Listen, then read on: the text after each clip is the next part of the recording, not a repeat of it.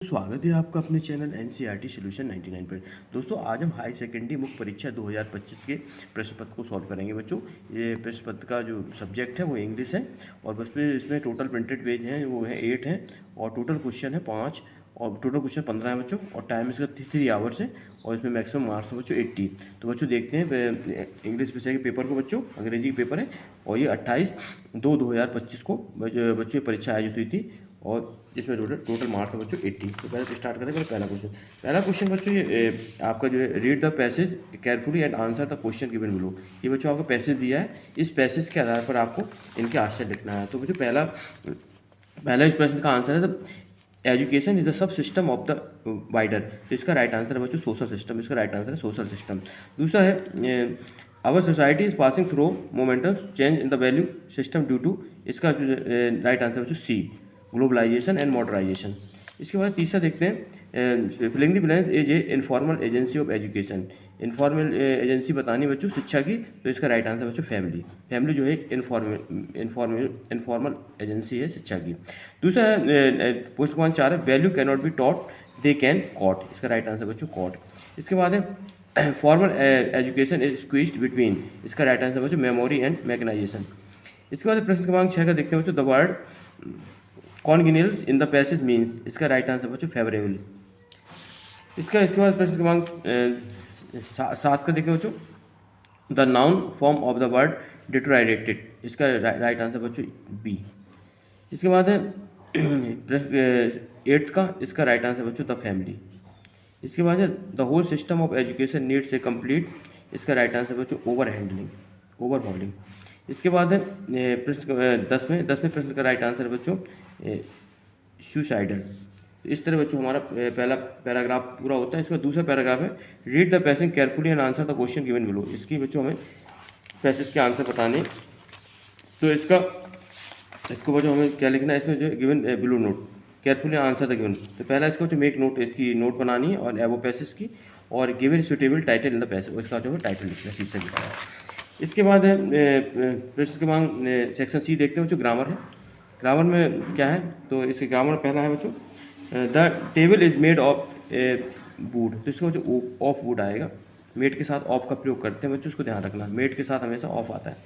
Would you like to have filling the blanks tea और coffee, तो बच्चों इसमें उसका राइट आंसर होगा बच्चों सम टी और कॉफ़ी। तीसरा I know filling the blanks why who cheated you, तो इसका राइट आंसर बच्चों the I know the boys who cheated you. It filling the blanks heavily since morning, तो इसका जो राइट आंसर होगा बच्चों हैज बीन रेनिंग, सुबह से वर्षा हो रही है बहुत तेज़ी से। He filling the blanks speak English frequently, इसमें बताना है, तो इसका राइट आंसर बच्चों can, he can speak English frequently. इसके बाद मोहन इज सीनियर, सीनियर के साथ बच्चों हमेशा याद रखना टू का प्रयोग होता है, सीनियर टू, क्योंकि कंपेरेटिव डिग्री है, कंपेरेटिव डिग्री में हमेशा टू का प्रयोग होता है, ये आपको याद रखना। Sunil work hard filling the blanks he may get good marks, तो सुनील वर्क हार्ड, सुनील पर अधिक परिश्रम करता है सो डैट, ताकि वह अच्छे मार्क्स प्राप्त कर सके परीक्षा में। इसके बाद do at directed, do at directed है इसमें someone is calling my name, इसको बच्चों चेंज द वॉइस में बदलना है, तो इसका राइट आंसर हो जाए बच्चों my name is being called by someone, तो इसका राइट आंसर बच्चों my name is being called by someone. दूसरा है he is intelligent he is a hard working, तो इसको बच्चों इसमें प्रयोग करना है combine the sentence using both and, तो इसमें बच्चों आएगा ही इज बोथ इंटेलिजेंट, यहाँ बोथ का प्रयोग करेंगे बच्चों इच के बाद, और इसके बाद यहाँ पे बच्चों अपन and he is hard working, और यहाँ सिर्फ यहाँ एंड का प्रयोग करेंगे इस तरह, he is both intelligent and he is hard working. तीसरा है बच्चों physics is more difficult than any other subject, physics जो है अधिक कठिन है और दूसरे विषयों की तुलना में, तो इसमें बच्चों बनेगा इसमें प्रयोग करना है write the sentence using the positive degree of the adjective use, तो इसमें बनेगा नो अदर सब्जेक्ट, क्या बनेगा बच्चों no other subject is difficult, no other subject is difficult as physics. इसका बच्चों ये राइट आंसर होगा। इसके बाद no sooner does a thief see a policeman than he ran away. इसमें बच्चों rewrite the sentence using as soon as.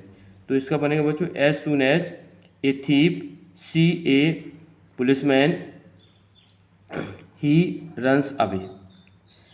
इसके बाद the man is our new English teacher, the man is bearing a white shirt. इसमें बच्चों हमें rewrite the sentence using the, इसमें हमें जो है combine the simple sentence to make a complex sentence. इसको कम्प्लेक्स सेंटेंस बनाना है, जोड़ना है बच्चों दोनों को।